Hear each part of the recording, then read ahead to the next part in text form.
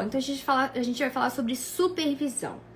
Quem aqui, que tá aqui nessa live hoje, já ouviu falar sobre esse negócio de supervisão na terapia ABA? Supervisão, porque você tem que ter supervisor, porque esse negócio de terapia ABA, o povo fala que precisa de supervisão, senão não pode atuar. Vocês já ouviram falar sobre isso? Coloca aqui nos comentários pra mim se vocês já ouviram falar sobre isso ou não. Quero saber qual que é a perspectiva de vocês, o que vocês andam ouvindo falar. Eu vou até abrir uma caixinha sobre isso para vocês me contarem o que vocês andam ouvindo falar sobre esse assunto. E hoje a gente vai desmistificar e colocar à luz mais uma vez, assim como a gente fez ontem com as intervenções comportamentais naturalistas. Assim como a gente falou ontem, a gente falou o que é o Denver, a gente falou os diversos tipos. Então, assim como a gente organizou, espero honestamente que se você não assistiu a live de ontem, que você assista. Em breve ela vai estar no YouTube, ela vai estar em formato de podcast. Todo o conteúdo que a gente elabora aqui, ele é transformado em formato de podcast. Então, você pode ouvir pelo Spotify, pelo SoundCloud, pelo podcast ali no aplicativo da Apple, da Google Play. Então, assim, vocês podem ouvir enquanto tá lavando roupa, lavando louça, dirigindo, né? Então, todo esse conteúdo fica disponível lá, porque existe um gasto de mídia menor do que o vídeo. Então, vocês podem ouvir em velocidade avançada. Então, todo o nosso conteúdo, ele vai para formato de podcast, ele vai também para o YouTube, porque lá acaba que vocês veem com uma qualidade melhor, né? Pode acelerar o áudio e tudo. E aí, bom, então assim como se você perdeu a live de ontem, eu recomendo fortemente que você assista, porque você assistir a live de ontem, obrigada, Vanessa, pelo seu feedback aí, que foi esclarecedora, pode te poupar tempo, pode te poupar dinheiro e pode te fazer tomar escolhas mais acertadas na sua carreira. Ou se você é pai ou mãe, pode te fazer tomar decisões mais acertadas dentro do tratamento do seu próprio filho, tá bom? Então, recomendo fortemente. E hoje, como é a proposta, né, dessa semana, a gente fazer retrospectivas aí de temas que são polêmicos, temas que muitas vezes dão o que falar. Eu escolhi falar sobre supervisão, que há uns dias atrás eu fiz um Reels, né, sobre isso, em forma de comédia. E esse Reels deu muito o que falar, deu muito bafafá. E a gente precisa, eu tô aqui, assim como eu fiz ontem, eu tô aqui para trazer os fatos para vocês e deixar que vocês tomem as decisões de vocês, deixar que vocês façam as interpretações de vocês enquanto profissionais ou enquanto pais, tá bom? Então, isso é bem importante de trazer essa realidade para vocês. Eu vou aqui trazer os fatos, eu vou contar as histórias e vocês cheguem às conclusões que vocês acharem que são mais acertadas aí para a realidade de cada um.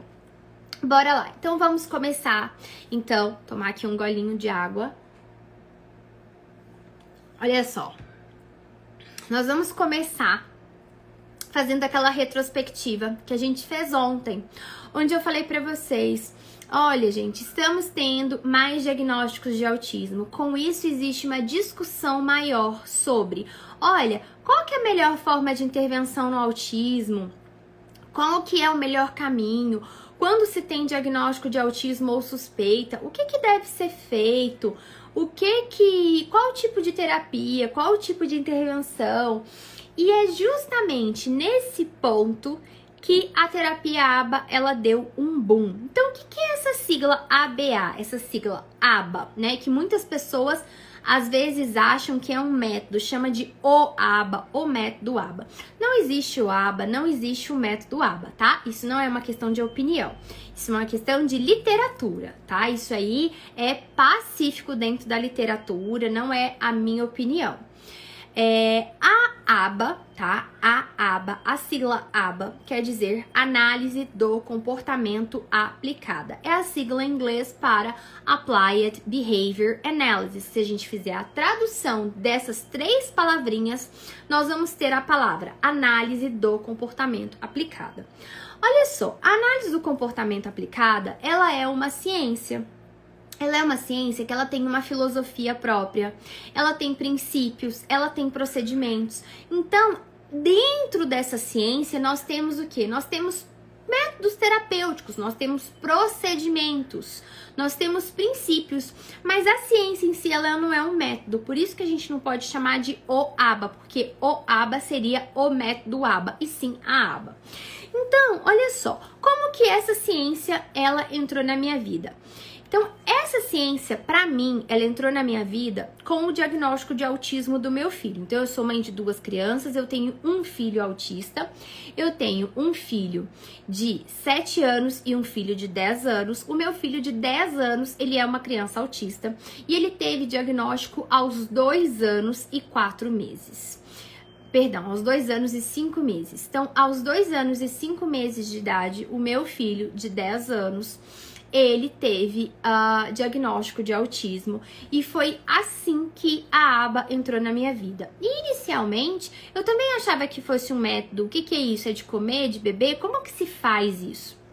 E depois eu fui estudar, eu fui buscar por meios próprios esse conhecimento e eu fui entender o que é essa ciência, qual que é essa filosofia que está por detrás dessa ciência. Quais são os princípios que essa ciência tem? Quais são os procedimentos que ela usa? Como que as coisas são feitas? Como que as coisas acontecem? Então foi aí que eu cheguei e fui aprender sobre terapia ABA e desde 2014 que eu estudo sobre isso. Bom, o que acontece? A gente, toda assim, a base, a ciência do comportamento, ela já existe há décadas e décadas. Não é uma coisa que surgiu por causa do autismo ou do autismo, não. É uma ciência e ela vê o mundo de uma determinada forma. Ela busca fazer determinadas análises desse ambiente, dos antecedentes, das consequências. Ela busca fazer análises funcionais de comportamentos, ela busca entender, ela tem um enfoque maior em comportamentos que são mensuráveis. Quando a gente fala em comportamento, a gente fala tudo aquilo que o indivíduo faz, tudo aquilo que uma pessoa viva pode fazer: falar, comer, beber, andar. Então, o que acontece? Essa ciência, ela veio aí como uma alternativa, como uma possibilidade de intervenção dentro do autismo. Pessoas que há décadas e décadas e décadas atrás, lá nos Estados Unidos, começaram a estudar sobre isso e começaram a aplicar os princípios dessa ciência, as análises que essa ciência faz para pessoas com grandes atrasos no desenvolvimento, dentre elas pessoas autistas, tá? Então tudo isso vem daí. E aí, nós começamos a ver um boom aí de pessoas indo buscar, isso nos Estados Unidos, tá, gente? Eu nem cheguei no Brasil. Isso nos Estados Unidos, a buscar aprender sobre terapia ABA, aprender sobre análise do comportamento aplicada para ensinar habilidades para as pessoas com grandes atrasos no desenvolvimento, dentre elas pessoas autistas. Em 1987, saiu um estudo, uma pesquisa, um artigo científico que mostrava a eficácia da análise do comportamento aplicada, dessa forma de terapia, para pessoas autistas. E aí, de 87 em diante, foi realmente um boom aí de pessoas querendo saber mais sobre isso, mais ainda do que já se tinha. E com essa busca por serviços, existia o quê? Muitas pessoas buscando se capacitar e existiam muitos pais e muitas famílias que queriam esse tipo de tratamento, essa linha de intervenção para os seus filhos. E aí, muitas pessoas começaram a se capacitar e as coisas foram caminhando e foram evoluindo, tá? E aí, gente, o que aconteceu? Eu tô fazendo essa retrospectiva para que vocês possam entender todo o contexto e tirar as próprias conclusões de vocês. Então, gente, o que acontece? Lá nos Estados Unidos, com essa demanda por serviços, e muitas pessoas começaram a se capacitar nessa área, o que aconteceu? Eles começaram a ver a necessidade de regulamentar essa profissão, de regulamentar essa área, de regulamentar o uso dessa ciência no trabalho com a sociedade, seja com autistas, sejam com idosos. Por quê? Porque nós podemos ter a aplicação dessa ciência nas mais diversas áreas, no emagrecimento, com os idosos, para estudar e melhorar a performance de atletas ou de pessoas na área fitness. Então, assim, a gente tem várias aplicações dessa ciência. E aí, eles começaram a, infelizmente, perceber que essa ciência ela não estava sendo utilizada da maneira correta. Ocorreram casos ruins, casos assim até de maus tratos, coisas assim bem ruins, com pessoas dizendo que estavam se usando desta ciência, em nome desta ciência, mas que na verdade não, eram pessoas que estavam cometendo ali más práticas irregulares, práticas que não faziam parte dos procedimentos, dos preceitos, dos princípios dessa ciência. Então eles viram que havia necessidade, as pessoas da área, né, os profissionais da área lá nos Estados Unidos começaram a ver que havia necessidade de você regulamentar essa profissão, de colocar critérios para que as pessoas pudessem estar exercendo essa profissão, para que as pessoas pudessem se intitular um profissional dessa área de analistas do comportamento. E nos Estados Unidos é muito comum você ter, assim, na grande maioria das profissões, você ter esse esquema de você ser supervisionado por um outro profissional mais velho que você, por um outro profissional que tenha mais experiência, não necessariamente mais velho, né, de idade, mas um outro profissional que tenha uma maior bagagem na área do que você. Nos Estados Unidos, isso é comum. Então, se você é um engenheiro, você vai primeiro passar por um processo de supervisão, para depois você ali, de repente, fazer uma prova, não sei como que é especificamente no caso da engenharia. Mas a questão é que é comum você ser supervisionado por um outro profissional dentro das profissões nos Estados Unidos. Agora, eu faço o primeiro ponto de reflexão com vocês. Tem alguma profissão no Brasil, com exceção da medicina, que tem um procedimento próprio, tem alguma profissão no Brasil onde se há obrigatoriedade de supervisão para que a pessoa possa exercer a sua função depois de formado? Vocês conhecem alguma profissão? Não tô falando de estágio quando você tá lá na faculdade. Isso é diferente. Estágio quando você tá na faculdade é diferente.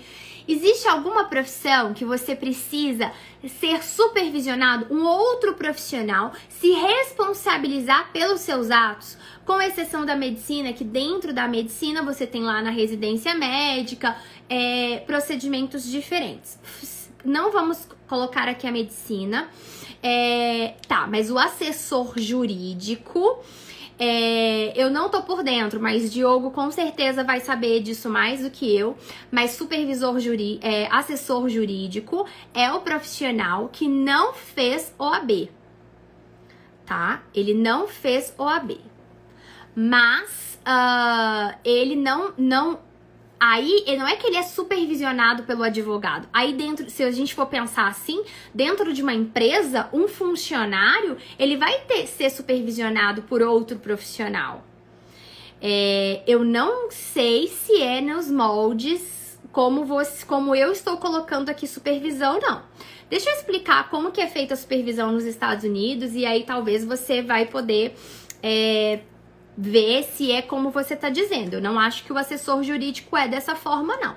Até porque eu fiz também, dentre aí a minha trajetória educacional, eu fiz aí 5 anos de faculdade de Direito, né? Então, não tenho certeza pra te dizer. Mas, não existe, gente, profissões onde se há a obrigatoriedade de supervisão. Onde você só pode executar a profissão, você só pode atuar se você for supervisionado por outro profissional. Nos Estados Unidos, esse é um modelo muito comum. Então, nos Estados Unidos, por exemplo, para você se tornar advogado, você faz uma faculdade, né, um bachelor's degree, então um certificado um certificado de graduação. E aí você tem que passar na prova da Bar, né, que seria como se fosse a nossa prova da OAB, e você precisa ali ter uma certa prática ali supervisionada. Alguém está supervisionando o seu trabalho. Cada profissão vai funcionar de uma maneira diferente dentro dos Estados Unidos. No Brasil, nós não temos esse modelo, gente. Nós não temos esse modelo. Esse não é o nosso modelo de profissões. Esse não é o modelo de profissões no Brasil. Então, assim, Diogo, que tem uma ampla experiência, principalmente com direito do trabalho, que sempre foi a área dele, né? Diogo, meu marido, meu sócio, que é também advogado, pode explicar para vocês um pouquinho dessa questão cultural do Brasil, de como que as nossas profissões elas foram desenvolvidas, como que as coisas aconteceram, tá? Então, nos Estados Unidos, olha só, presta atenção no que eu tô falando, tá? Ou psicopedagogia mais, porque eu estou contando uma história para chegar na resposta, porque não é sobre você apenas saber se sim ou se não, é você desenvolver um raciocínio crítico e tirar as suas conclusões, tá? Porque a resposta curta, se você quiser, é não. Você não é obrigado a ter supervisão porque não tem lei. Bom, e aí, gente, o que acontece? Lá nos Estados Unidos, eles começaram a desenvolver a profissão de analista do comportamento. Essa profissão, ela começou a ser desenvolvida. Criou-se um órgão. Que órgão que é esse? Esse órgão que existe até hoje, e se eu não me engano, ele foi fundado em 1998. Então, em 98, eles fundaram um órgão, 96 ou 98, se não me falha a memória, que se chama BACB, tá? BACB. Então, esse órgão, ele regulamenta, ele dita as regras, tá? E ele tem ali uma prova que você faz para você ser ali certificado por este órgão e você ali exercer como analista do comportamento, como terapeuta ABA, tá? Então, este órgão, ele traz alguns parâmetros, ele traz alguns requisitos. Onde, gente? Os requisitos que eles trazem são válidos apenas nos Estados Unidos. Por quê? Porque nós estamos falando de um órgão que é de outro país, tá? Então, esse órgão, ele não tem jurisdição para mandar, falar no português bem claro, bem rachado, num outro país, tá? Ele não tem. Então, da onde que vem essa história de supervisão? Essa história de supervisão vem porque esse órgão lá dos Estados Unidos, que chama-se BACB, esse órgão, ele traz algumas classificações da profissão. Então, ele traz algumas classificações da profissão e é como se você fosse assim, se você estivesse numa empresa, alguém que é senior, alguém que é júnior e alguém que é o coordenador, né? Então, assim, é como se você tivesse isso, uma certa hierarquia. E para você ter essa titulação, que lá eles chamam de BCBA, então você ser o BCBA, você tem 3 tipos de certificações que você pode ter dentro desse órgão americano, que não é válido no Brasil. Não é válido no Brasil. Escreve bem grande, em caixa alta, não é válido no Brasil. Mas esse órgão, você tem certificações. Você tem três patamares de certificações dentro desse órgão americano, gente. Esse órgão que foi criado, como eu contei pra vocês, para poder regulamentar a profissão, para poder fazer com que um serviço de maior qualidade chegasse ao consumidor final que precisa deste serviço. A intenção do órgão, ela é boa, ela é bacana. Ela é para promover uma prestação de serviço de qualidade, para tentar, pelo menos, é uma tentativa de se haver um padrão mínimo de qualidade estabelecido por aqueles que vão prestar aquele serviço para aqueles que recebem esse serviço. Esta foi a intenção, tá? Esta foi a intenção. Só que tudo que foi elaborado por esse órgão, ele foi feito nos padrões americanos.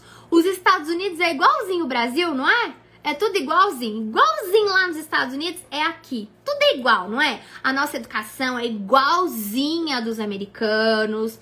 A gente consegue comprar carrões baratíssimo, igual os americanos. É tudo igual, não é? Tudo no Brasil é igualzinho nos Estados Unidos? Não é, né, gente? Não é. Então, como que você quer pegar uma coisa dos Estados Unidos e suplantar aqui, pegando só as partes que te interessam? Então, tá? Se liga aí, o golpe tá aí, cai quem quer. Então, pense nisso.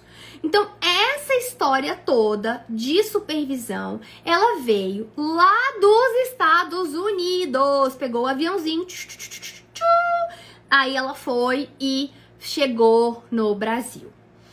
E como nós temos brasileiros que moram nos Estados Unidos, nós temos pessoas que vão estudar nos Estados Unidos e trazem as coisas para o Brasil. Isso é muito legal, isso é muito massa, parabéns, isso mesmo.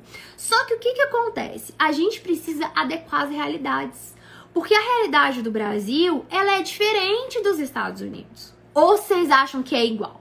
Né? Pelo amor de Deus, vai que vocês acham que é igual, idêntica. Somos irmãos gêmeos separados na maternidade. Então, assim, a gente precisa entender esses pontos. Então, a supervisão, ela veio trazida pelos Estados Unidos. A galera importou esse modelo de lá. Esse órgão, a BACB, para você poder ter esse título no seu nome, essas 4 letras no seu nome, que é como é que eu vou... Eu tô buscando palavras pra, assim, falar no português bem claro pra todo mundo entender, tá? Então, assim, pra você poder ter essa titulação, vamos dizer assim, esse certificado internacional, pra você poder... Hoje em dia, quem mora no Brasil não pode mais. A partir de 2023, 1º de janeiro de 2023, daqui para aproximadamente um ano, somente pessoas que moram nos Estados Unidos, no Canadá ou no Reino Unido podem realizar essa prova. Então, a partir de 1º de janeiro de 2023, você tem que morar em um desses países. Brasileiros que residem no Brasil não poderão mais fazer essa prova a partir de 1º de janeiro de 2023.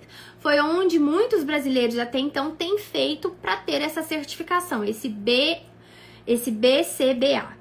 O que acontece? Esse órgão que eu falei para vocês, a BACB, ela tem 3 tipos de hierarquia de certificações dentro dessa empresa. Ela tem o BACB, na verdade são 4. Ela tem o BCBA, que é o profissional que tem mestrado, que cumpriu ali que cumpriu, se não me engano, 1.500 horas de prática supervisionada. Ele precisa passar na prova. Então, ela tem alguns critérios, alguns requisitos. Aí, abaixo dele, você tem o BCABA, que é com um A minúsculo, que é alguém que que tem menos horas de supervisão, que é alguém que não tem mestrado, que só tem um bacharelado. E abaixo você tem o RBT, que é o técnico comportamental certificado, que é a pessoa que de fato realiza a intervenção, que realiza os programas de ensino, que é quem tá ali no dia a dia com a criança, com as famílias e tudo com os clientes. O que acontece, gente? E aí você tem assim, com nível um pouco maior, o BCBAD, que é alguém que tem doutorado. Ok, então você tem esses 4 níveis de certificação, mas agora eu quero que você pense o seguinte, que aí é onde as pessoas também importaram a questão do mestrado. Olha só, eu convido a vocês a assistirem os diversos Conexão Brasil-Estados Unidos que eu fiz, onde as pessoas contam o que é o mestrado nos Estados Unidos. Galera, nos Estados Unidos, as pessoas terminam o bacharelado, terminam o seu degree ali da faculdade e vão, muita gente vão fazer master's degree. Seria como se fosse a especialização deles. É no Master's Degree, é no certificado de mestrado que você vai se especializar. No Brasil, onde que as pessoas vão se especializar quando elas querem saber mais sobre um assunto, se especializar num assunto? Elas se especializam onde? Nas pós-graduações, também chamadas de especializações. Então, no Brasil, a nossa cultura, ela é essa. Ela é das pessoas fazerem pós-graduações. Nos Estados Unidos, quando você fala pra eles assim, post-graduation, não, porque eu fiz uma post-graduation, tipo uma pós-graduação, se você traduzir. Pós-graduação, em inglês chama post-graduation. Nos Estados Unidos, muitas áreas não existe isso. Eles fazem masters. Eles saem da faculdade e vão fazer os masters, os mestrados. Só que quando a gente traduz mestrado nos Estados Unidos, master's degree, com mestrado no Brasil, não dá match. Dá errado. Não é a mesma coisa, tá? Não é a mesma coisa, tá? Então, assim, é bem diferente os processos, tá? Então, assim, e justamente isso aqui que também Espaço Educar tá trazendo. A diferença do Brasil e Estados Unidos é de stricto sensu e lato sensu. Lá é só master's degree. Não é só isso, tá? Tem essa questão que você falou, mas tem a questão do post-graduation. Você não vai achar lá, por exemplo, uma post-graduation em ABA. Não, você vai achar um master's em ABA, tá? Então, assim, é diferente, porque a gente tem essa questão da pós-graduação, que nos Estados Unidos não tem. Então, a gente não pode traduzir as coisas e achar que é a mesma coisa, tá? Então, assim, as pessoas precisam entender esses pontos. Então, voltando lá para aquele órgão da BACB, que tem lá aquelas categorias de certificação, o que acontece? Lá foi colocado que a pessoa tem que ter um Master's Degree, a pessoa ela pode ter um diploma de graduação de qualquer área. Ela pode ter feito um diploma de graduação em engenharia mecatrônica. Ela nunca pegou com uma criança na vida dela na graduação. Ela não estudou sobre nada sobre isso na graduação. Ela pode ir fazer um mestrado, que é um curso de 2 anos, que às vezes ela até pode acabar antes. Aí ela faz as horas lá de prática e aí ela pode fazer a prova.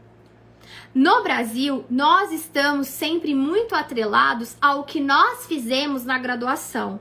Nos Estados Unidos, não, eles não têm esse apego com o que você fez na graduação. O que você fez na graduação, foda-se. O que importa, o que vale, é o que você faz no seu mestrado. Que não é o mesmo mestrado do Brasil. Gente, só não enxerga e só não vê isso quem não quer.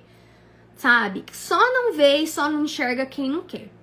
Então, eu já fiz trocentas mil lives entrevistando profissionais dos Estados Unidos, que são nossos professores na pós-graduação, muitos deles. E eles falando, como que é o mestrado nos Estados Unidos? Como que é o mestrado que você fez? Como que é o mestrado que você cursou? Como que eram as disciplinas? Tudo isso tá lá no YouTube, tá aqui no IGTV. Então, assim, o golpe, ele tá aí. Se vocês querem cair nele, gente, aí todo mundo tem o seu livre-arbítrio, tá? Então, assim, Master's Degree nos Estados Unidos não é igual ao mestrado no Brasil. Mãe. É diferente, tá? Mãe tá dando aula. Olha o que eu achei. Você conseguiu achar? Nossa, filho, parabéns! Agora amanhã você vai arrumar a bagunça que você fez? Sim. Então tá. Te amo, tá? Que bom. Fecha a porta, filho. Gente, desculpa, tá? Oi, pessoal. Oi, pessoal. Desculpa, mas o Dioguinho tava procurando aqui incessantemente um bonequinho de uma coleção dele. Ele passou a tarde inteira procurando e ele achou e veio me mostrar que ele achou. Então, gente, não é a mesma coisa, tá? Então, assim, toda essa volta e explicar todo esse contexto pra vocês, pra ver onde que... É isso aí mesmo, né? É vida real, exatamente. Então, assim, explicar todo esse contexto para vocês e todos esses pontos para vocês começarem a juntar as peças. Então por isso que fulano fala isso. Então por isso que fulano fala aquilo. Então é assim, é assado. Então vocês vão começando a juntar as pecinhas aí na cabeça de vocês. Então esse órgão, ele traz esses pré-requisitos para que você possa fazer a prova. E aí, onde que entra a supervisão? A supervisão entra nesse preparatório para fazer a prova. Para fazer a prova, você precisa fazer essa prática supervisionada. Você precisa fazer uma prestação de serviço, trabalhar aí com alguns clientes e você ser supervisionado por um profissional que já tem a titulação, já tem o BCBA, e ele vai supervisionar o seu trabalho. Mas, gente, até a supervisão lá, ela é falha, tá? Por quê? Porque o profissional que está te supervisionando, ele não está com você o tempo todo vendo o que você está fazendo. Você lá tem as regras da supervisão. Então, você tem que ter X, acho que são... dependendo de cada modelo, você pode chegar a fazer só 800, né, gente, assim, entre aspas, 800 horas de prática supervisionada e você ser supervisionado, por exemplo, uma vez na semana. Mas não é que tudo que você vai fazer vai ser supervisionado, tudo que você tá fazendo, alguém vai estar te acompanhando. Não, queridos, não é assim. Não é como, por exemplo, quem vê Grey's Anatomy? E aí, o residente tá lá fazendo uma cirurgia e do lado dele tá lá o atendente, o attending lá que eles chamam, que é o médico superior a você. E ele tá supervisionando e tá vendo tudo que você tá fazendo o tempo inteiro. Na supervisão da terapia ABA, gente, não é Grey's Anatomy, tá? Não é dos seriados médicos, onde eles estão ali o tempo todo te acompanhando. Não é assim. Às vezes, o pessoal faz supervisão uma vez na semana para discutir 10 casos diferentes. De 1 hora de supervisão. Então, até essa supervisão, ela tem que ser vista com certo cuidado. Né? Como que ela ocorre? O que esse supervisor ele faz? Isso eu tô falando lá nos Estados Unidos. Pra gente ter senso crítico até com os americanos, é óbvio, gente. Né? Eles não são alecrins dourados que a gente tem também, que não enxergar os erros da área e achar que tudo é lindo e perfeito porque estão nos Estados Unidos. Não. Um dia eu já pensei assim, mas eu já cresci, né? Já amadureci. Então, plantei esse chip pra vocês. Quantas horas você faz atendimento, por exemplo, de 5 crianças diferentes, de 5 alunos diferentes, 5 clientes diferentes? Quanto tempo de supervisão? E aí você faz, sei lá, 10 horas de atendimento na semana. Quantas horas dessas 10 horas você tem em supervisão? Como que essa supervisão acontece? Ele vê você aplicando algum programa de ensino ou fazendo algum procedimento, ele te assiste, te dá um feedback depois? Como que é isso? Tá? Como que é isso? Porque assim, voltando lá no Grey's Anatomy ou qualquer outro seriado médico, lá no Grey's Anatomy, eu tô falando, gente, que é pra vocês, tipo assim, pensarem. Lá no Grey's Anatomy, lá no Seattle Grace Hospital, o povo fica o tempo inteiro lá junto, lá trabalhando o tempo todo. Então, se você for trabalhar num centro como um hospital, como tem gente que trabalha nos Estados Unidos em centros de tratamento e que às vezes até são hospitais onde tem intervenção de autistas, tem lá um hospital de 10 andares e o 5º andar é o andar da intervenção dos atrasos do desenvolvimento.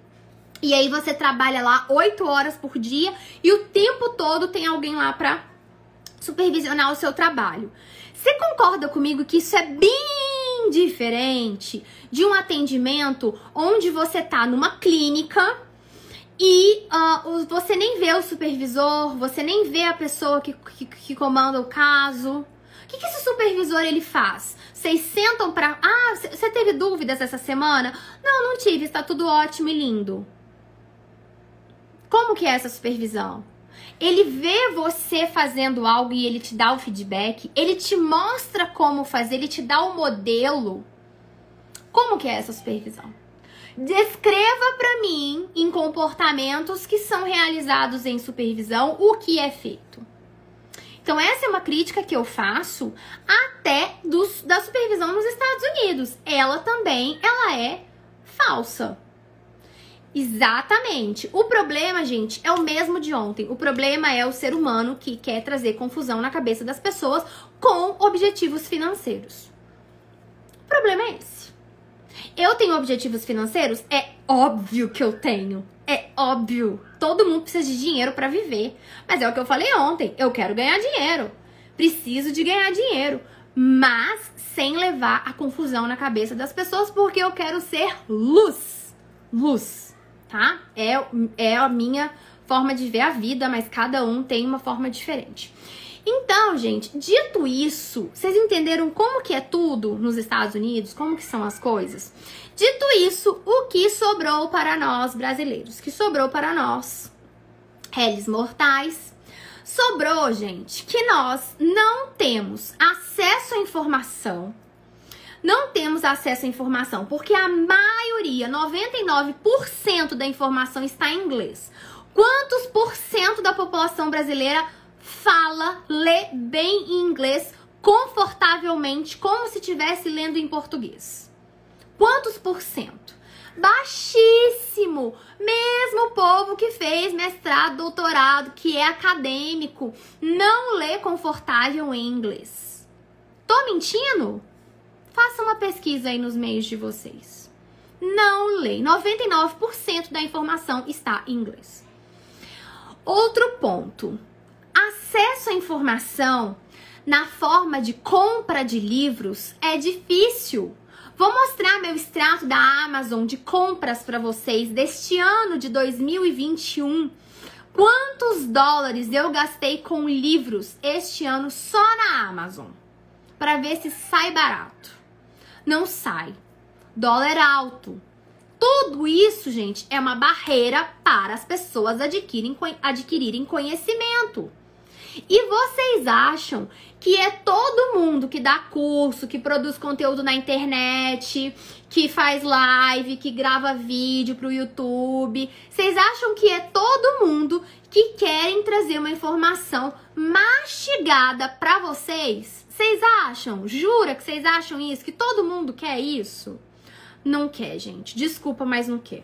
Eu fiz uma pós-graduação em análise do comportamento com pessoas muito famosas, com pessoas muito gabaritadas, e as pessoas não trouxeram nada mastigado pra mim. Tudo que eu consegui foi sentando meu bumbum aqui, que na época não era essa cadeira, não era esse escritório bonito, mas foi sentando e estudando. Isso porque, graças a Deus, eu sabia falar inglês, lia bem em inglês, porque sempre gostei de estudar inglês, sempre gostei da cultura americana. Isso já é uma coisa minha também. Assistia muito filme na adolescência, isso já é uma coisa minha, faz parte do meu jeito de ser. Então sempre gostei de estudar inglês. Então eu tinha este facilitador, mas 99% das pessoas não têm. Então, o que eu busco fazer hoje? Trazer essa informação que vem toda na literatura, em forma de aulas, em forma de conteúdos, nos treinamentos, para as pessoas, para dar acesso para elas. Agora, não é todo mundo que pensa como eu, que vai fazer as coisas como eu penso, como eu acredito, porque cada um é cada um. Você pode ter um curso que pode ter o mesmo nome, mas que é totalmente diferente, porque é outra pessoa lidando. Tá? Então, este é outro ponto que vocês têm que pensar. Então, tudo isso torna o acesso à informação muito difícil. Torna o acesso das pessoas, a informação chegar nelas, essa prática, essa coisa de fazer esse conhecimento entrar na cabeça das pessoas, torna isso muito difícil, muito difícil. O tempo vai passando, as pessoas vão fazendo mil cursos, muitas vezes elas optam pelo mais barato, ou elas optam pelo mais midiático, pela pessoa mais midiática, pela pessoa que fala numa linguagem assim, muito clara, ou a pessoa fala o que ela quer ouvir.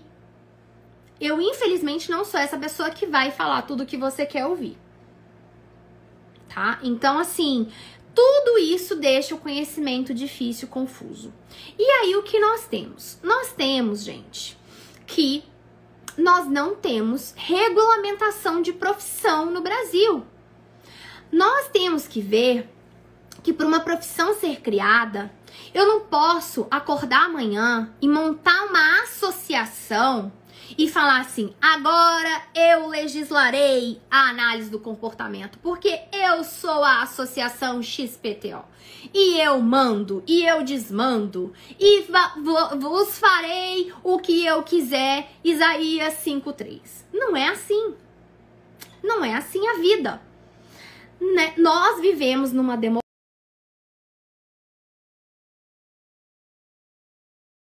elaboradas, elas não nascem de associações, elas nascem de projetos de leis que são elaborados lá no Senado Federal, na Câmara dos Deputados, precisa de sanção do presidente, o presidente tem que falar, eu concordo, assino aqui. Então, existe todo um processo. E para se criar uma lei de uma profissão, precisa-se ter um pensamento em política pública, uma visão macro. Ela não pode ser uma visão só de dentro da matriz. Da Matrix, no caso, né? Ela não pode ser assim, ó, o que você acha que seria. Não, você tem que tornar uma profissão acessível para as pessoas. E você restringir mestrado, doutorado, vocês já viram alguma profissão? Existe alguma profissão no Brasil que para ser daquela profissão você precisa de mestrado ou doutorado? Não me venham falar docente universitário, porque aí isso é o cargo que você está exercendo, não é a profissão, tá? Já pegar aí os espertinhos. Não existe nenhuma profissão. Por que que só a análise do comportamento nasceu assim, esse alecrim dourado? Que veio ali muito especial, nasceu com a estrela de Davi.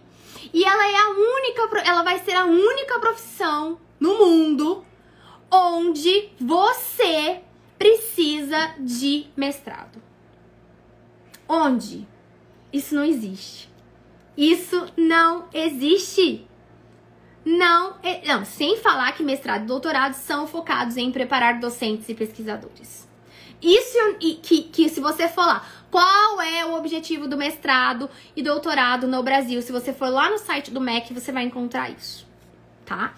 Então, gente, não existe isso, tá? A análise do comportamento não é o alecrim dourado, não nasceu com a estrela de Davi, como a mais bela das profissões. E ela é a mais diferentona, e ela precisa de supervisão, e ela precisa de mestrado e doutorado. Meu Deus! Nossa!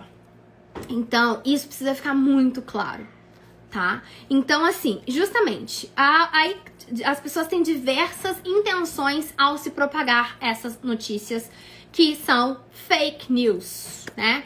São inverdades. Então, gente, olha só.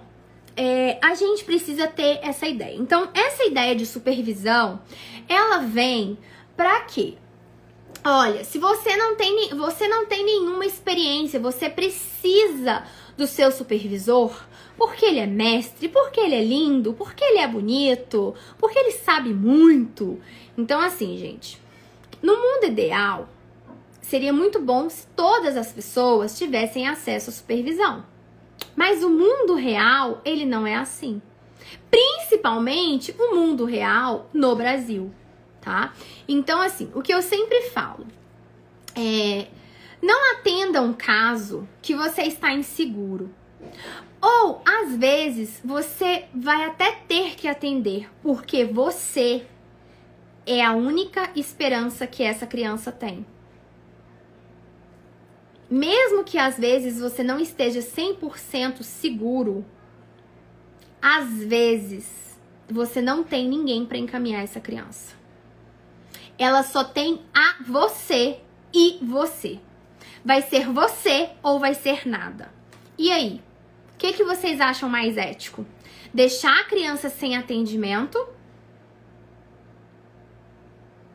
Ou falar assim, não, eu vou atender, eu vou buscar me capacitar, mas eu vou deixar isso claro para a família, que não é minha área forte, eu vou ser honesto, eu vou ser íntegro, eu também não vou fazer nenhuma prática ilegal, abusiva, não vou colocar essa criança em risco, em perigo, não vou realizar nenhuma forma de maus tratos. Então a gente tem que pensar sobre essa perspectiva também. Quando eu trago um diálogo e eu elaboro uma narrativa de obrigatoriedade de supervisão, eu estou desencorajando os profissionais a se capacitarem e quererem não atuar na área do autismo, porque muitas vezes eles são perseguidos, eles têm medo de perseguição, que é isso que a Aldeni está trazendo. Eles amedrontam, eles ficam falando uma mentira 1000 vezes com a expectativa de que ela se torne verdade. E assim elas dificultam o acesso dos autistas e suas famílias a algum tipo de intervenção. Claro que o ideal seria que todas as pessoas tivessem intervenção aba de qualidade com profissionais capacitados, mas isso acontece na exceção da exceção da exceção. A gente precisa trabalhar com a realidade. Então, quando se faz toda essa pressão por supervisão e todo esse discurso, toda essa narrativa que vem travestida muitas vezes de um ódio, de um discurso de inflexibilidade e de ódio, eles desestimulam as pessoas a quererem aprender sobre aba e a se capacitarem. E aí as pessoas muitas vezes optam, não, então eu não vou atender os autistas não, eu vou para outra área, vou atender outra população, às vezes vou até mudar de profissão, porque eu não quero isso para mim. E aí você deixa mais autistas e suas famílias sem terapia, sem intervenção. Você acha isso certo? Você acha isso certo? No fundo do seu coração, você acha isso certo? Vocês acham isso correto? Isso é ético? Você tem um discurso travestido de ética, onde o maior antiético e cruel é aquele que defende as inverdades. É claro que a gente precisa de profissionais capacitados, de profissionais sérios. Só que, às vezes, você não tem todas as capacitações que aquele caso te exige. Mas, às vezes, você não tem alguém para indicar. E aquela criança e aquela família só tem a você. E aí? Como é que faz? Chama lá os bambambãs para fazer serviço de graça? Cadê o povo dos Estados Unidos para dar supervisão de graça ao invés de cobrar em dólar?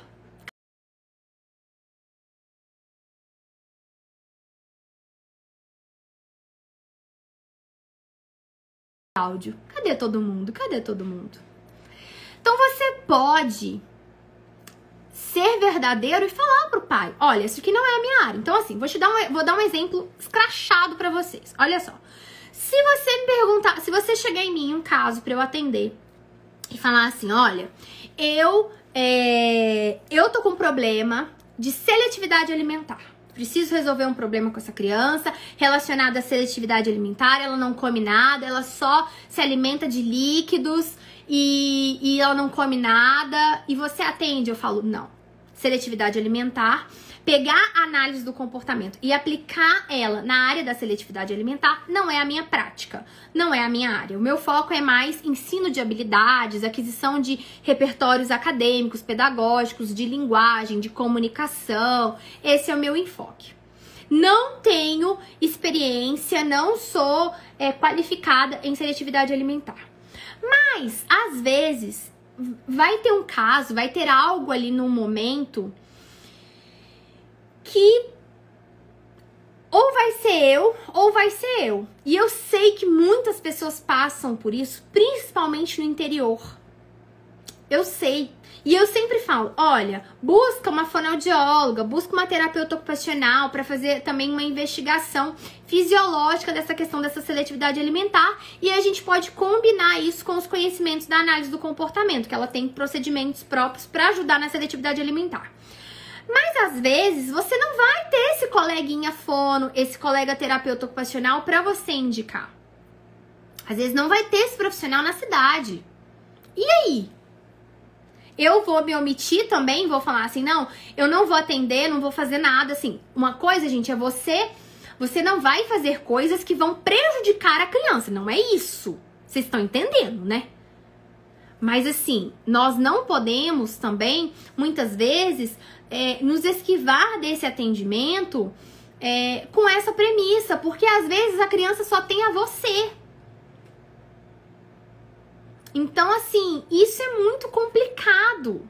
Isso é muito difícil. E você precisa ser ético, você precisa ser honesto e falar, olha, não é minha área, mas eu vou ver aqui o que eu posso te ajudar.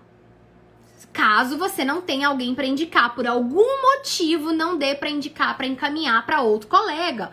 Claro que a primeira opção seria encaminhe para um colega especialista na área. Só que às vezes isso não vai ser possível.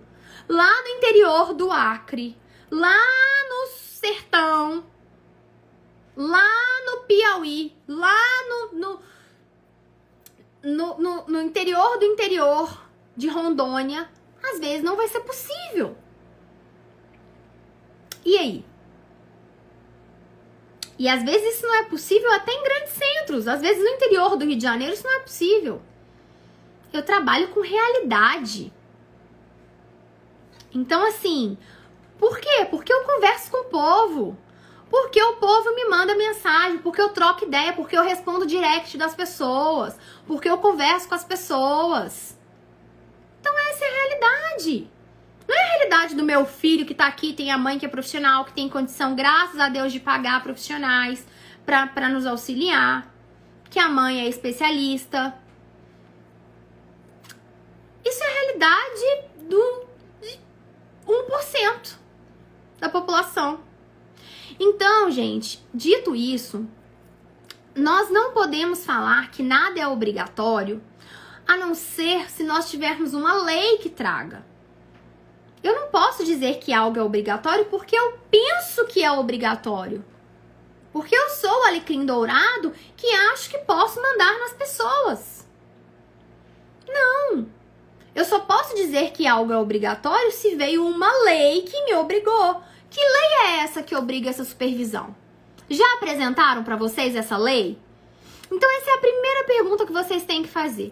Cadê a lei? Porque eu ouço gente falando, gente me manda mensagem chorando, de nervoso, profissionais que estão tentando desenvolver um bom trabalho, que estão estudando, que não estão sendo charlatãs, né? Não estão sendo picaretas. Elas falam, não estou me qualificando, não estão dizendo ter uma qualificação que não tem, não é isso. Só que muitas vezes essas profissionais me mandam mensagem chorando, dizendo que o fulano ameaçou ela de denunciar ela. Denunciar onde? Onde você vai denunciar, meu querido? Então se alguém falar que vai denunciar você vai denunciar onde? Me fala, me conta. Conta pra mim, onde você vai denunciar? Você entende? Pergunta isso pra pessoa. E aí a pessoa fica tão chateada. E eu sei como é isso, porque quando eu tô nervosa eu também choro, tá? Eu também choro, eu sou dessas. Tem alguém aí que é assim? Fica nervoso, começa a querer brigar e chora. Eu brigo também, fico brava, mas eu choro, tá? Sou dessas. E haja terapia. E aí, as pessoas falam que vão denunciar, que vão fazer isso, que vão fazer aquilo. Meu querido, você é fiscal de onde? Então, assim, agora, gente, não tem obrigatoriedade de supervisão, não tem lei que regulamente a profissão. Em tese, todo mundo pode tudo. Agora, por que você pode tudo? Você deve fazer tudo? Você deve agir sem ética, sem responsabilidade. Você deve não buscar conhecimento. Não é isso que eu tô dizendo. Aí, o que as pessoas fazem? Distorcem o discurso da Michelle e falam que a Michelle está aconselhando as pessoas a atenderem sem capacitação. Vocês entenderam? Vocês viram toda a história que eu contei pra vocês, todo o contexto. Tudo que eu faço aqui nessa rede social desde 2015. Então, quem me conhece sabe. Tá? Então, assim, vocês precisam ter esse senso crítico de saber onde dá pé pra vocês, onde não dá. Tá? Onde dá pé, onde você consegue atender, onde você não consegue, se você consegue encaminhar, se você não consegue, se você consegue pagar uma supervisão. Será que você consegue? Por que então você não faz um curso? E aí, claro, o momento jabá é óbvio, porque a gente vive de curso mesmo. Olha só, no caso o IEAC, né? A gente vive de curso, a Michelle é dona do IEAC. Por que você não pega, então, um curso que te dá prática supervisionada sem você ter que pagar mais por isso? E você chega nessa prática ao vivo, senta a sua bunda lá no computador e vai sugar da Michelle tudo o que você quer saber. Traz o seu caso, você discute, você pergunta, você fala, não entendi. Não, mas eu não entendi. Me explica de novo, me explica. E aí você suga de mim tudo. E você aprende com seus colegas também, você cria uma rede de apoio, que é o que a gente faz dentro da nossa prática supervisionada, dentro dos treinamentos do IEAC. Então, assim, a gente já faz essa forma de pegar os treinamentos e dar a prática supervisionada 2 vezes no mês. Que ela tem hora pra começar e não tem hora pra acabar. E eu já cansei de ficar muitas vezes 5 horas de prática supervisionada. Discutindo caso com o aluno, conversando questões, incorporando a teoria na prática. Agora, se você não vai pra prática ao vivo e traz seus casos e tira suas dúvidas, aí, meu amigo, eu tô fazendo a minha parte. Você pode levar o cavalo pra beber água, mas você não pode fazer o cavalo beber água. E aí, gente, não, tudo bem, Michelle, eu vou, mas eu também quero ter uma supervisão só minha. E eu quero pagar um profissional. Que é até legal você pagar não só um profissional, mas assim, um mês você faz com um, outro mês você faz com outro, pra você ter diferentes perspectivas. Aquele órgão dos Estados Unidos que eu falei pra vocês, ele até recomenda isso, que você tenha diferentes supervisores. Se você tem condições de pagar, maravilha! Ótimo! Agora, daí dizer que você é obrigado, que você não pode se capacitar dentro da análise do comportamento, que você só pode atuar se você tiver supervisor, que o supervisor ele precisa ser psicólogo, ele precisa ter mestrado, ele precisa ter doutorado, ele precisa ser o alecrim dourado, ele precisa ter nascido com a estrela de Davi ali, ele foi escolhido a dedo por Deus. Aí já não, né, gente? Aí você já tá forçando a barra. Então, tudo isso é mentira. Mentira. Então, mentira. Já ouviram falar em fake news? É isso, tá? Então, assim, você não é obrigado a ter supervisão. Essa questão dessa supervisão, ela acontece no contexto dos Estados Unidos, para que você possa fazer a prova. Lembra dos questionamentos que eu falei pra vocês sobre quantas horas são supervisionadas? Quantas vezes por semana você encontra o seu supervisor? Porque agora nós também temos aqueles que têm a falsa ilusão de que tem supervisão. E eu deixo isso muito claro para os meus alunos. O aluno de vocês, o cliente de vocês, ele é de vocês, ele não é meu. Eu não tenho responsabilidade sobre ele. E aí, se as pessoas quiserem fazer supervisão no molde americano, você, supervisor, é responsável pelos pacientes do seu supervisionado. Tá bom? Então, qualquer coisa errada que o seu supervisionado faz, a culpa, sabe de quem é? É sua, inclusive jurídica. Nos Estados Unidos é assim. vocês acham? Essa parte as pessoas querem? Essa parte elas não querem.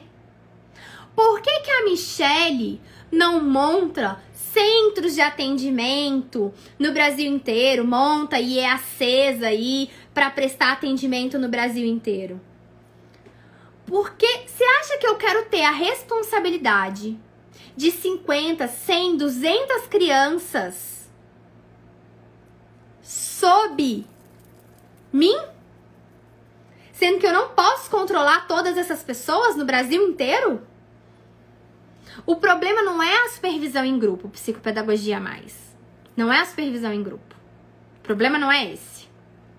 O problema é o tipo de supervisão, quais são as atividades que são. Eu vou lá ver o que você tá fazendo, eu dou feedback, como que é essa supervisão? Eu sempre falo que a palavra correta seria, o que a gente faz aqui no Brasil, seria consultoria. Só que as pessoas gostam do nome supervisão. Se fosse supervisão, o seu paciente, ele é meu. A responsabilidade é minha. Ele não é seu, ele é meu. Você tá atendendo, mas ele é meu. A responsabilidade é minha. Quem vai responder por todos os seus atos sou eu. Esse é o modelo de supervisão nos Estados Unidos. Eu não posso contratar alguém diretamente. Eu contrato a clínica e ela é responsável por tudo que o RBT faz, o técnico comportamental registrado faz. Esse é o modelo nos Estados Unidos. Só que entende que as pessoas elas querem pegar um pouquinho dos Estados Unidos, só a parte que me convém. O que não me convém, eu jogo pra debaixo do tapete. Não, vamos deixar aqui escondidinho, escondidinho. Ninguém vai ver, não. Ninguém vai ver, não. Tá? Então, esses pontos que você tem que falar. Olha só. Ah, tá, eu vou contratar um supervisor. Quais são as suas atividades? O que você faz enquanto supervisor? Porque aí, se a gente for falar também de um modelo mais clássico, então o que a gente tem que fazer? Você só vai... O que eu faço com as meninas que trabalham comigo? Elas só aplicam os programas de ensino. Elas só aplicam aquilo que eu já previamente elaborei, escrevi, demonstrei como faz, tirei dúvidas de como elas vão fazer. Tudo, a responsabilidade é minha. Se ela tá fazendo errado, é porque eu não expliquei direito. Supervisão é assim no molde americano. A responsabilidade é toda sua. Só que o que eu vejo na prática nos Estados Unidos, que mesmo sendo assim, o supervisor não controla tudo que o supervisionado faz.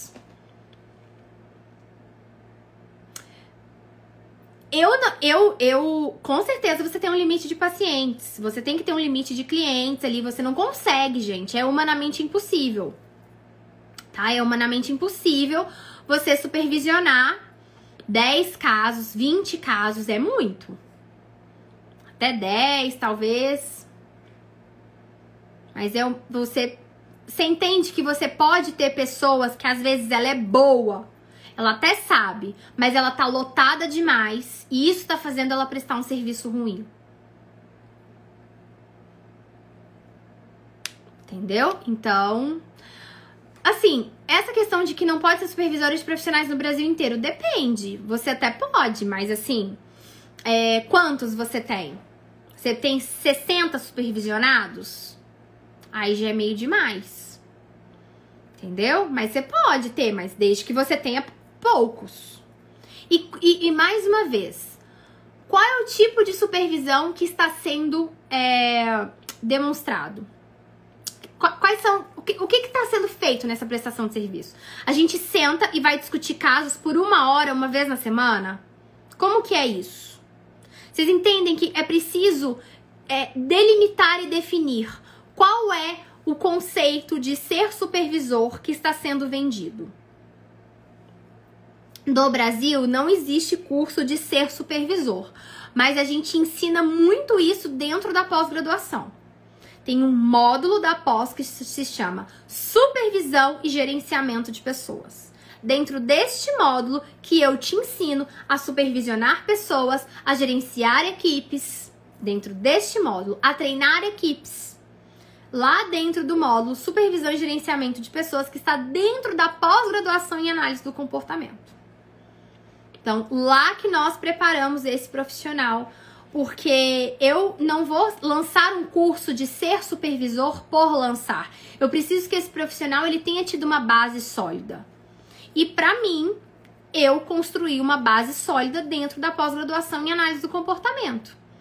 Logo, é lá que eu vou querer formar esse supervisor competente. Não tem nada de errado, gente, em dar supervisão, em vender o serviço de supervisão. A supervisão, ela é importante, ela pode ser muito benéfica. Eu não posso vender para as pessoas a ideia de que supervisão é obrigatória, de que para ser supervisor você tem que ter uma profissão X ou Y, que você tem que ter mestrado e doutorado, tá? Exatamente. Eu não quero ganhar dinheiro, gente, vendendo mentiras. Pra mim, uma pessoa chegar pra mim no meu direct e falar assim, olha, você me enganou, você fez isso, você fez aquilo, isso pra mim é muito ruim pra mim emocionalmente. Eu não consigo lidar bem com isso. Então, assim, quando as pessoas chegam pra mim no meu direct e falam, nossa, você abriu meus olhos, eu não sabia disso, eu não fazia a menor ideia, eu não te conhecia, eu passei a conhecer seu trabalho e foi um divisor de águas na minha vida. Isso pra mim é muito importante. Isso pra mim tem um valor muito grande. Em algum momento da vida, eu sei que essa pessoa vai se tornar nosso aluno. Então ele vai se tornar um cliente pagante pra gente. Entende como que é meu raciocínio? Não é que, nossa, você é Madre Teresa, você é boazinha. Não, eu quero ganhar dinheiro também. Mas eu quero ganhar não falando mentiras. Falando as coisas como elas são. Então, assim, isso pra mim é princípio de vida, é a forma como eu fui criada, faz parte da minha educação, foi a forma como meus pais me criaram. Vem de berço, eu casei com um cara que pensa assim, tá? Então, isso é importante. Bom, deixa eu pegar aqui. Então, no Brasil, a supervisão e gerenciamento de pessoas só ocorre entre o analista comportamental e os ATs. Entre analistas, só consultoria. Não, Shirley, olha só. No Brasil, pode ocorrer o que as pessoas quiserem, porque não tem lei, não tem regulamentação. Tá? Então, assim, não tem... você pode fazer o que você pode prestar diversas formas de serviço. Tá? Então, assim, isso precisa ficar bem claro. Tá? Então, assim, nos Estados Unidos eu expliquei como que é o modelo de supervisão deles lá. No Brasil tá uma salada mista, cada um faz de um jeito. Tá? Então, assim, eu gosto muito do modelo onde você tem uma clínica, por exemplo, e você tem atendentes terapêuticas, você tem ATs que vão fazer a aplicação dos programas de ensino, por exemplo, na residência da criança ou na clínica. Eu gosto muito desse modelo, mas é o supervisor que elaborou todos os programas de ensino, que acompanha esse caso semanalmente, que acompanha os dados de evolução da criança. Agora, cada caso é um caso e vai depender muito do tipo de formação que a pessoa tem, do tipo de caso que ela tá atendendo, tá? Eu acho que a gente tem que olhar, tanto que quando as pessoas me perguntam, elas me procuram assim, Michele, você dá supervisão? Eu não dou mais, eu só dou dentro dos treinamentos, porque eu fico estudando muito, eu fico gravando muita aula, então assim, não dá tempo de eu parar e dar supervisão, assim, pelo menos não no momento, assim. Quando eu faço alguma coisa, eu prefiro fazer algo gratuito, como eu já fiz, o hot seat com famílias que não tinham acesso à terapia. Eu quero voltar a fazer isso pelo menos uma vez na semana, uma vez a cada 15 dias. Pegar famílias que não têm condição de ter acesso à intervenção e fazer lives com elas, onde elas me contam um caso e eu vou dando ali uma consultoria, entendeu? Eu faço isso gratuitamente, é uma forma de gerar conteúdo, é uma forma de dar o modelo para as pessoas que me seguem de boas práticas de atendimento, enfim. Então não dá tempo. Mas quando as pessoas me pedem supervisão, eu falo assim, qual que é o seu objetivo com a supervisão? O que você está precisando? Então eu tento meio que guiá-las e já ajudá-las até para que elas possam tomar decisões e escolhas melhores, tá? Então, assim, então são modelos diferentes de tipos de supervisão, tá? Respondendo a sua pergunta. Olha aqui. Esse módulo você não daria, considerando que já fiz a especialização? Então, você fez a especialização em psicopedagogia, mas não deve ter sido com a gente, né? Não foi no IEAC.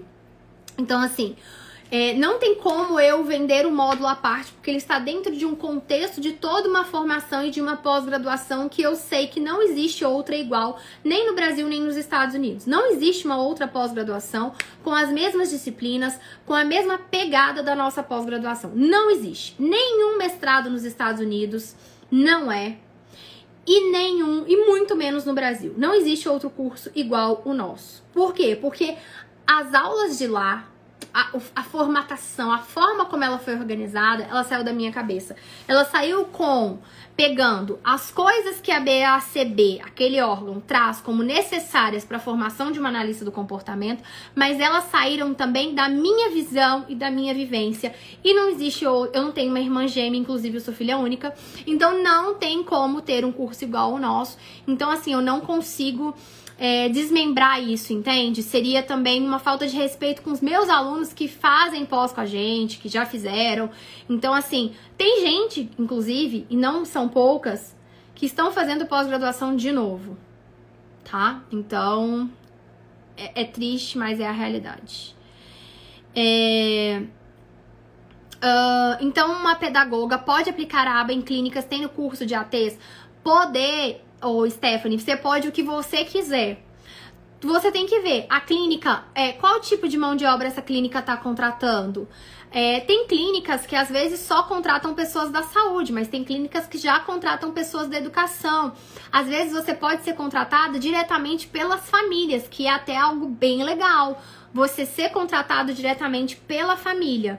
E talvez a família pagar o serviço de supervisão e a família pagar você separado.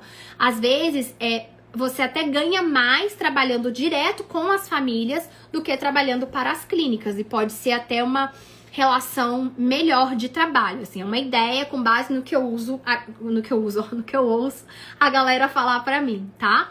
Então, assim, mas você pode trabalhar, você pode fazer formação de ATs, assim, você nem precisa fazer formação de ATs.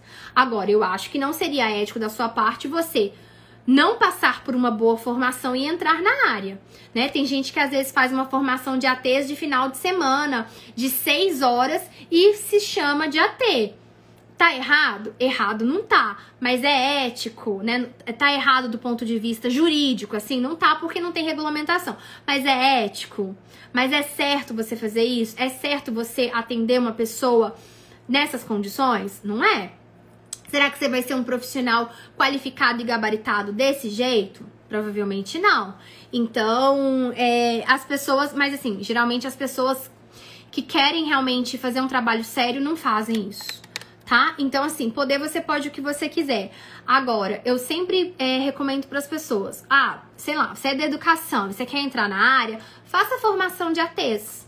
Porque você vai entender sobre a área, você vai entender sobre o autismo, você vai entender sobre a análise do comportamento, e aí, de repente, você já pode conseguir um primeiro trabalho que já vai te ajudar a custear a sua especialização. Tá? Então, essa é uma dica que eu costumo dar para toda a galera. Obrigada, Espaço Educar Terapias. Estamos aqui para ajudar realmente do fundo do meu coração. O profissional AT que não tem pós-graduação pode fazer supervisão? Joyce, cai naquela. Você pode fazer o que você quiser.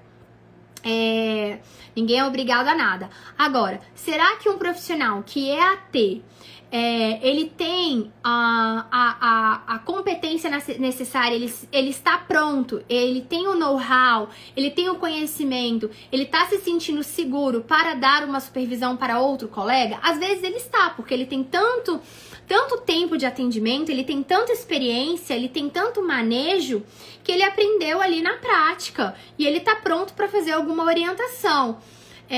Mas assim, então assim, vai muito mais de uma questão, um senso crítico de cada um senso crítico, um senso ético, um senso de autorresponsabilidade, do que qualquer questão legal que eu possa trazer que pode ou não pode, porque não tem regulamentação. Agora, é sempre legal você ter uma boa pós-graduação em análise do comportamento, porque A galera tá toda fazendo pós-graduação em análise do comportamento, mas estão saindo sem bagagem. E aí estão fazendo não estão tendo uma base sólida de formação. E a gente vê isso na prática. A gente vê isso no relato dos pais que não conseguem encontrar profissionais, que mesmo tendo decisões da justiça para o plano de saúde pagar, mas não tem profissional qualificado. Então, infelizmente, isso é o que a gente mais vê. De qual curso que eu tô falando? Eu tô falando de vários, porque eu tô falando das formações em gerais, mas acho que eu tava falando da formação de ATs. Uma psicóloga com pós-graduação em análise do comportamento pode ministrar curso ABA? Você pode qualquer coisa, Ivaneide. Agora você tem que pensar o seguinte. A pessoa, ela tem a capacitação para dar curso? Ela tem o conhecimento dentro dela? Outra, às vezes a pessoa tem o conhecimento, mas será que ela tem a didática para dar curso? Será que ela gosta de dar curso? Ela tem aptidão? Ela nasceu para isso? Ela tem essa capacidade? Então, esses pontos, eles também precisam ser avaliados. Porque as pessoas também acham muitas vezes que é muito pop, que é muito legal, que você ganha muito dinheiro dando curso. A coisa, ela não é bem assim, entendeu? Existe toda uma coisa que as pessoas precisam entender, tá? Então, assim, você pode qualquer coisa, né? Eu não posso dizer que você não pode nenhuma coisa, porque não existe nenhuma legislação e eu não sou o alecrim dourado que nasceu para mandar nas pessoas e dizer o que elas podem ou não fazer, até porque eu não tenho base legal para isso.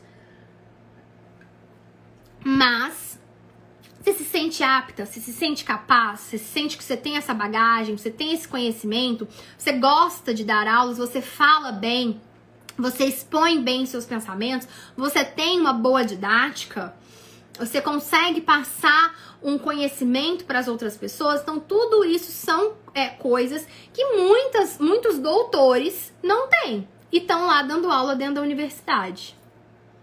Fazer o quê?